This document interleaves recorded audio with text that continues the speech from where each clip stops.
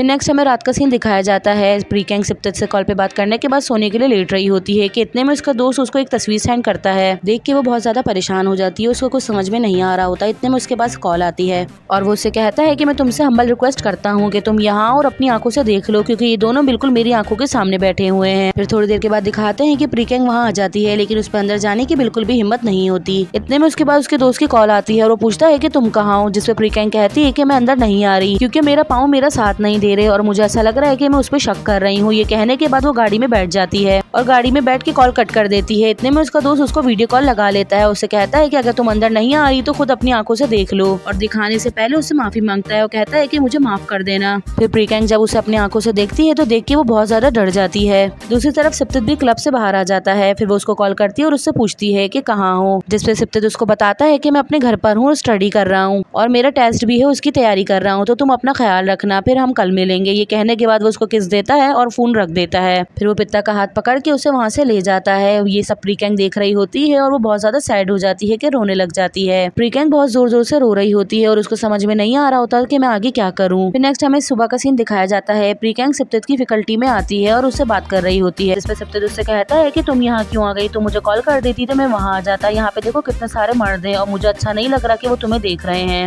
और कहता है कि तुम्हें यहाँ आने की जरूरत नहीं है। इतने में वहाँ पिता आ जाती है और वो सिप्तेत का हाथ पकड़ लेती है और उसे कहती है कि तुम यहाँ क्यों आई हो, और उससे कहती है क्या तुम यहाँ पे की को देखना आई हो, जिसपे प्रीकैंग कहती है कि नहीं मैं यहाँ सिप्तेत के लिए आई हूँ। जिसपे पिता कहती है कि सिप्तेत तो ऑलरेडी मुझे डेट कर रहा है, तो तुम यहाँ उसको देखने क्यों आई हो। जिसपे प्रीकैंग कहती है कि तुम क्या कह रही हो, ये बहुत ज्यादा अनोइंग है। ये कहने के बाद पिता उसके करीब आती है, जिसपे सिप्तेत कहता है कि पिता तुम जाओ मैं आ रहा हूँ। फिर उसके करीब आके कहती है कि तुम्हारे अंदर एटीट्यूड तो बहुत है और तुम्हारी जबान भी बहुत ज्यादा शार्प है, लेकिन शायद तुम अंधी हो कि तुम्हें कुछ नजर नहीं आता, तो तुम्हें अपने नाम की जगह चिली पेस्ट रख लेना चाहिए। फिर वो प्रीकैंग को उल्टी उल्टी बातें कहने लगती है, जिसपे प्रीकैंग उसको एक थप्पड़ मारती है और फिर इन दोनों के बीच में आपस में लड़ाई होने लगती है, जिसपे सिप्तेत इन दोनों को हटाता है। फिर वो पिता को मिन्नतें करता है और उसे कहता है कि तुम अंदर जाओ। फिर सिप्तेत प्रीकैंग को लेके कॉरिडोर में आता है और उससे पूछता है कि आखिर मसला क्या है, और उसको बताता है कि पिता मेरे साथ ऐसे ही करती है क्योंकि हम दोनों दोस्त हैं, हमारे बीच में ऐसा वैसा कुछ भी नहीं है। जिसपे प्रीकैंग कहती है कि तुम्हें शर्म नहीं आ रही कि तुम मेरे फेस पर ही मुझे झूठ बोल रहे हो। जिसपे सिप्तेत कहता है कि मैं तुमसे क्या झूठ बोल रहा हूँ, तुम क्या बोल रही हो। जिसपे प्रीकैंग कहती है कि मैंने अपनी आंखों से देखा है जो तुम मेरे पीठ पीछे हरकतें कर रहे हो। जिसपे सिप्तेत अपना गुनाह मान लेता है और कहता है कि हाँ मैं रोजाना क्लब जाता हूँ और मैंने तुम्हें सिर्फ इसलिए नहीं बताया क्योंकि मैं तुम्हें डिस्टर्ब नहीं करना चाहता, लेकिन बस मैं वहाँ अपने दोस्तों के साथ फन करता हूँ। ये सुनने के बाद प्रीकैंग उसके थप्पड़ मारती है और कहती है कि झूठ मत बोलो, मैंने खुद अपनी आंखों से देखा है कि तुम और पिता एक यूजुअली फ्रेंड की तरह रिएक्ट नहीं कर रहे थे। फिर सिप्तेत थोड़ा सोचता है और कहता है कि चलो ठीक है, मुझे तुम्हें सब कुछ बता देना चाहिए, तुम और मैं सिर्फ बात करते हैं, डेट नहीं करते। मेरे दिल में तुम्हारे लिए बहुत अच्छी फीलिंग्स है, जबकि हम डेट नहीं करते तो मैं किसी से भी आराम से बात कर सकता हूँ। ये सुनने के बाद प्रीकैंग रोने लग जाती है और कहती है कि इसका मतलब साफ है कि तुम ये कह रहे हो कि तुमने कुछ भी गलत नहीं किया और इस तरह मैं भी बिल्कुल क्लियर हूँ, मैं भी किसी भी लड़के से बात कर सकती हूँ। ये कहने के बाद वो फौरन मोबाइल निकाल के की को कॉल करती है और उससे बाहर मिलने का कहती है। ये कहने के बाद वो वहाँ से जाने लगती है। ये देख के सिप्तेत को बहुत जेलसी होती है। वो कहता है कि तुम क्या कर रही हो, जिसपे प्रीकैंग कहती है कि मैं वही कर रही हूँ जो तुमने किया। जिसपे सिप्तेत कहता है कि मैं एक लड़का हूँ और तुम एक लड़की हो, ये सेम नहीं है। जिसपे प्रीकैंग उसको कहती है कि सेल्फिश मत हो। ये कहने के बाद वहाँ से चली जाती है। बाहर खड़ी भी होती है कि इतने में वहाँ की आ जाता है। फिर की देख के उसको समझ जाता है। फिर प्रीकैंग उससे माफी मांगती है कि अचानक से मैंने तुम्हें यहाँ बुला लिया। प्रीकैंग रो रही होती है तो की उसको गले लगा लेता है। नेक्स्ट हमें दिखाते हैं सिप्तेत प्रीकैंग के घर के बाहर उसका इंतजार कर रहा होता है और काफी ज्यादा देर हो जाती है। प्रीकैंग आती है और उससे कहती है कि तुम यहाँ क्या कर रहे हो। जिसपे सिप्तेत जज्बाती हो जाता है और उससे कहता है कि मुझे बताओ तुमने की के साथ क्या किया। जिसपे प्रीकैंग कहती है कि तुम्हें इससे क्या। फिर सिप्तेत कहता है कि वो मुझे बिल्कुल भी पसंद नहीं है, तो तुम उसके साथ आइंदा से नहीं घूमोगी। जिसपे प्रीकैंग कहती है कि तुम्हारा क्या, तुम भी तो दूसरी औरतों के साथ सोते हो, मैंने तो तुम्हें कभी मना नहीं किया। जिसपे सिप्तेत जबरदस्ती करने लगता है और उसे कहता है कि अगर तुम मेरी बात नहीं सुनोगे तो तुम्हें पनिशमेंट मिलेगी। ये कहने के बाद वो उसको किस कर लेता है। जिसपे प्रीकैंग उसको धक्का देती है और उसे कहती है कि तुम्हारे पास कोई राइट नहीं है कि मुझे बताओ कि मैं क्या करूँ। ये कहने के बाद प्रीकैंग अंदर चली जाती है और सिप्तेत उसके दरवाजे के बाहर ही खड़ा रहता है और उसको बाहर बुला रहा होता है। फिर हमें नेक्स्ट सुबह का सीन दिखाया जाता है। प्रीकैंग अपने दोस्तों के साथ बीच पे आई हुई होती है और की उसकी तस्वीरें ले रहा होता है। इतने में वहाँ पर सिप्तेत भी आ जाता है और उसको इस तरह देख के बिल्कुल भी अच्छा नहीं लग रहा होता। फिर प्रीकैंग अपनी तस्वीरें देखने का कहती है, जिसपे की उसको उसकी तस्वीरें दिखाता है और कहता है कि तुम बहुत ज्यादा ब्यूटीफुल लग रही हो। फिर सिप्तेत कहता है कि तुम इसे ब्यूटीफुल कैसे कह सकती हो, कपड़े उतारने के बाद तो हर औरत सेक्सी लगती है। ये सुनने के बाद प्रीकेंग कहती है कि तुमने तो और भी अच्छा आइडिया दे दिया, और वो जाके सामने खड़ी होती है और अपने कपड़े उतारने लगती है। फिर उसकी तस्वीरें लेने लगता है। ये देख के सप्तत को बहुत ज्यादा जेलसी फील हो रही होती है। फिर नेक्स्ट हमें दिखाते हैं प्रीकेंग और की बैठे हुए लैपटॉप पे अपनी तस्वीरें देख रहे होते हैं। फिर प्रीकेंग अचानक से सीरियस हो जाती है तो की उससे पूछता है कि क्या हुआ,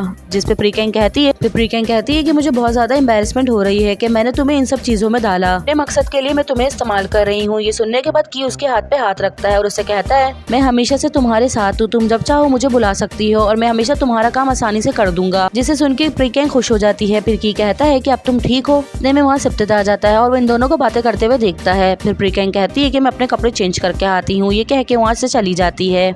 कपड़े चेंज करने के बाद प्रीकेंग झूले पे बैठ के जो सप्तत ने उसके साथ किया वो सोच रही होती है। इतने में वहाँ पे सप्तत आ जाता है और कहता है कि किस बारे में सोच रही हो, क्या बॉयज के बारे में सोच रही हो। लेकिन प्रीकेंग उसकी बात का जवाब नहीं देती है और वहाँ से जाने लगती है। सप्तत उसका हाथ पकड़ता है और उससे कहता है कि मुझे तुमसे बात करनी है, जिसपे प्रीकेंग उसे कहती है कि मेरे पास तुमसे बात करने के लिए अब कुछ नहीं बचा। फिर सप्तत उससे कहता है कि अब कब तक तुम मुझसे नाराज रहोगी, अपनी नाराजगी को खत्म कर दो। जिसपे प्रीकेंग कहती है कि मैं तुमसे नाराज नहीं हूँ बल्कि हर्ट हूँ। ये कहने के बाद वहाँ से ब्रिज की तरफ चली जाती है और सप्तत भी उसको फॉलो कर रहा होता है और कहता है कि रुक जाओ, मुझे तुमसे कुछ बात करनी है। लेकिन प्रीकेंग मना करती है। वो कहती है कि मुझे फॉलो मत करो, जिसपे सप्तत जबरदस्ती उसको रोकता है। वो कहता है कि मुझे तुमसे बात करनी है। फिर प्रीकेंग उस पर गुस्सा करती है। वो कहती है कि हम ऑलरेडी बहुत बातें कर चुके हैं, अब तुम्हें क्या चाहिए। फिर सप्तत उससे कहता है कि तुम्हें अपने बिहेवियर पे शर्म नहीं आ रही, जिसपे प्रीकेंग पूछती है कि मुझे क्यों आएगी। जिसपे वो उसको कहता है कि तुम उसके साथ घूम रही हो, उल्टा उसको सीड्यूस भी कर रही हो। जिसपे प्रीकेंग कहती है कि वो तुम्हारा बिजनेस नहीं है, अपने काम से काम रखो। जिसपे प्रीकेंग उसे कहती है कि तुम भी जब नाराज होते हो तो तुम भी ऐसा ही करते हो, लेकिन मैं तुम्हारी तरह छुपके नहीं कर रही, मैं ओपनली कर रही हूँ और ना ही मैं तुम्हारी तरह झूठ बोल रही हूँ और सामने वाले को धोखे में रख रही हूँ। फिर प्रीकेंग पानी की तरफ जाने लगती है तो प्रीकेंग को मना करता है कि उस तरफ मत जाओ, तुम पानी में गिर जाओगी। जिसपे प्रीकेंग उसे कहती है क्या तुम्हें मेरी परवाह हो रही है। जिसपे सप्तत उसको हाँ करता है, लेकिन प्रीकेंग कहती है कि तुम झूठे हो। ये कहने के बाद वो दोनों एक दूसरे के साथ जबरदस्ती करने लगते हैं, जिसकी वजह से प्रीकेंग पानी में गिर जाती है और सप्तत उसको पानी में गिरता हुआ देख के डर जाता है और उसे बचपन का सीन याद आने लगता है। लेकिन वो पानी में फिर भी छलांग लगा देता है और प्रीकेंग को बचाता है। फिर सप्तत उसको किनारे पे लाता है और उससे पूछता है कि कहीं तुम्हें लगी तो नहीं। लेकिन प्रीकेंग बहुत ज्यादा डरी हुई होती है और उसको बताती है कि मुझे कहीं चोट नहीं लगी। फिर सप्तत उससे कहता है कि मैं तुमसे मिन्नत करता हूँ कि आइंदा से कभी भी अपने आप को इस तरह से रिस्क में मत डालना। इतने में वहाँ प्रीकेंग के दोस्त आ जाते हैं और वो प्रीकेंग को कवर करके वहाँ से ले जाते हैं। फिर नेक्स्ट हमें दिखाते हैं कि प्रीकेंग अपने रूम में होती है और अपने बाल सुखा रही होती है। फिर उसका दोस्त प्रीकेंग को मेडिसिन देता है और कहता है कि इसे खा लो वरना तुम बीमार पड़ जाओगी। फिर वो प्रीकेंग से पूछता है कि मुझे समझ में नहीं आ रहा कि सप्तत तुम्हें पानी बचाने के लिए क्यों कूदा और उसे तुम्हारी हेल्प क्यों की, और तुमने ही तो मुझे बताया था कि सप्तत स्विम नहीं कर सकता, उसे पानी से डर लगता है, लेकिन वो तो किसी नेशनल स्विमर की तरह स्विम कर रहा था। चलो अच्छा ही हुआ कि उसने तुम्हें बचा लिया, वरना तुम मर जाती है। प्रीकेंग भी उसकी बातों पे गौर कर रही होती है, लेकिन सोने के लिए लेट जाती है कि इतने में दरवाजा बजता है और दरवाजा खुलती है तो सप्तत होता है। वो उसको बाहर बुलाता है, लेकिन प्रीकेंग आने से मना कर देती है। फिर वो जबरदस्ती उसका हाथ पकड़ के उसे बाहर ले जाता है। बाहर आने के बाद प्रीकेंग अपना हाथ छुड़वाती है। वो कहती है कि मुझे जाने दो, तुम मेरे साथ ये सब कुछ क्यों कर रहे हो, और पूछती है कि जब तुम स्विम नहीं कर सकते थे तो तुमने मुझे पानी में कैसे बचाया। जिसपे सप्तत उसे बताता है कि जब तुम्हारा एक्सीडेंट हुआ था तो उसकी वजह से मैं पानी से और भी ज्यादा डरने लग गया था, लेकिन उसके बाद मैंने स्विमिंग सीखी थी। उस वक्त तो स्विमिंग मैंने अपने लिए सीखी थी, लेकिन मुझे ये नहीं पता था कि अब वो मेरे इस काम भी आ सकती है। फिर प्रीकेंग पूछती है कि अब तुम पानी से नहीं डरते। जिसपे सप्तत बताता है कि अभी तक तो मैं डरता था, लेकिन जब तुम्हें पानी में गिरता देखा तो मेरा डर शायद भाग गया था और इसी वजह से शायद मैंने पानी में कूद के तुम्हें बचा लिया। फिर प्रीकेंग उसको अपनी जान बचाने के लिए थैंक यू कहती है और परेशान करने के लिए सॉरी कहती है। फिर सप्तत उसके करीब आता है और उसके बालों पे हाथ रख लेता है और उससे कहता है कि आइंदा के बाद कभी भी अपनी लाइफ को इस तरह से रिस्क में मत डालना, और मैं अपने आप को कभी भी माफ नहीं कर पाता अगर तुम्हारे साथ कुछ हो जाता तो। फिर उससे कहता है कि तुम समझ रही हो ना मैं तुमसे क्या कहना चाह रहा हूँ। जिसपे प्रीकेंग हाँ कहती है। फिर स्टार्स को देखने लगती है। वो कहती है कि बिल्कुल विलेज की तरह यहाँ पर भी बहुत सारे स्टार्स हैं। इतने में फिर सप्तत कहता है कि यहाँ पर एक बहुत बड़ा स्टार भी हो। ये कहने के बाद वो फुलझड़ी उसके सामने कर देता है। ये देख के प्रीकेंग बहुत ज्यादा खुश हो जाती है। थोड़ी देर में सप्तत अपने लिए भी जला लेता है और ये दोनों एक दूसरे के साथ एंजॉय करने लगते हैं। फिर सप्तत पूछता है कि ये कितनी ब्यूटीफुल है।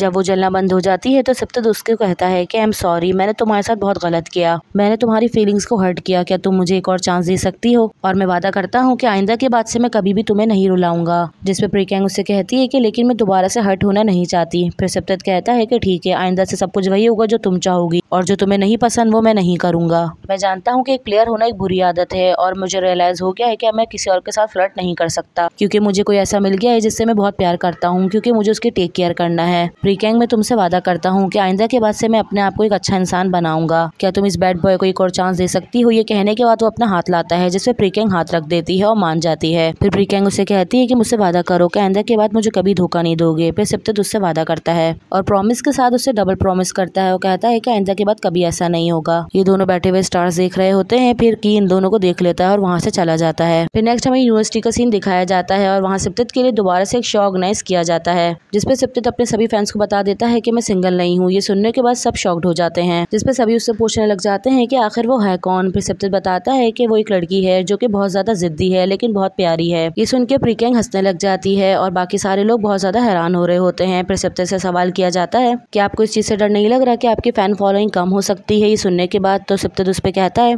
जिसपे सिप्टेड मना कर देता है। वो कहता है कि नहीं, मुझे इससे ज्यादा मुझे अपनी गर्लफ्रेंड की फिक्र है। फिर वो कहते हैं कि आप उस लड़की को कुछ कहना चाहेंगे, जिसपे सिप्टेड कहता है कि मैं उस लड़की का शुक्रिया अदा करना चाहूंगा कि उसने उस बैड बॉय को एक चांस दिया और उसे प्यार करने पे मजबूर कर दिया। उसका नाम है प्रीकेंग। ये सुनने के बाद सब प्रीकेंग को देखने लगते हैं और प्रीकेंग हंस रही होती है। फिर सिप्टेड भी इसको देख के मुस्कुरा रहा होता है और बाकी सारे लोग भी इसको देख के चेयर अप कर रहे होते हैं और ऐसा लग रहा होता है कि सिप्टेड वाकई प्रीकेंग को लेकर सीरियस हो गया है, तभी उसने सबके सामने अनाउंस कर दिया है। फिर नेक्स्ट हमें दिखाते हैं कि सिप्टेड प्रीकेंग के घर अंगूर लेकर आता है, जिसे देख के प्रीकेंग बहुत ज्यादा खुश हो जाती है और उससे मांगती है, लेकिन सिप्टेड देने से मना कर देता है। वो कहता है कि तुम्हें क्या लगता है कि ये मैं इतनी आसानी से दे दूंगा। फिर उससे कहता है कि अच्छा चलो मेरे कंधे पे पहले सर रखो, उसके बाद मैं तुम्हें देता हूँ। फिर प्रीकेंग उसके कंधे पे सर रखती है तो उसे अंगूर दे देता है। फिर प्रीकेंग उसको लेकर अंदर आती है और ये दोनों ब्रेकफास्ट कर रहे होते हैं और ब्रेकफास्ट में एक दूसरे को अपने हाथ से खिला रहे होते हैं और दोनों ही मिलके काफी ज्यादा फन कर रहे होते हैं और इनके डैड इन दोनों को देख रहे होते हैं। फिर सिप्टेड दिल में कह रहा होता है कि ब्रेकफास्ट का टेस्ट बेटर है क्योंकि मैं आज उसके साथ खा रहा हूँ। फिर प्रीकेंग भी सिप्टेड को अपने हाथ से खिलाती है। इसके बाद ये दोनों मूवी देखने के लिए जाते हैं और ये दोनों थिएटर के बजाय मोबाइल पे मूवी देख रहे होते हैं और काफी ज्यादा एंजॉय कर रहे होते हैं। मूवी खत्म होने के बाद सिप्टेड अपनी फैकल्टी में जाता है जहाँ उसके सारे दोस्त उसका इंतजार कर रहे होते हैं। जैसे सिप्टेड आता है तो उसके दोस्त कहते हैं कि मुबारक हो, टाइगर बिल्ली बन गया है,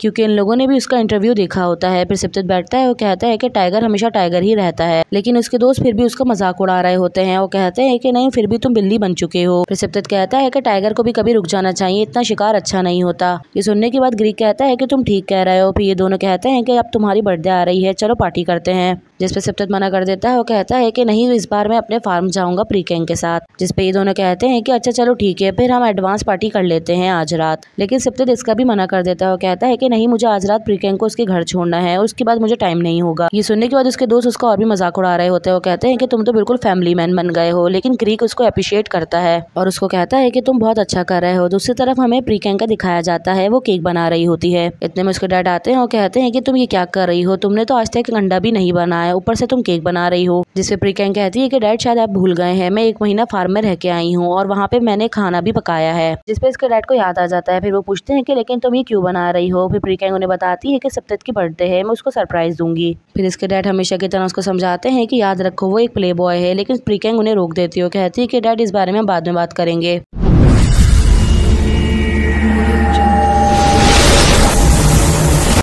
Everybody knows that I'm breaking down. Everybody knows I ain't faking now. Everybody knows my heart's vacant now. Yeah, she hates me now, I made mistakes, but now I don't ever wanna be alone. I don't really ever feel at home. On my own, in the zone, that's the only way I know. Feeling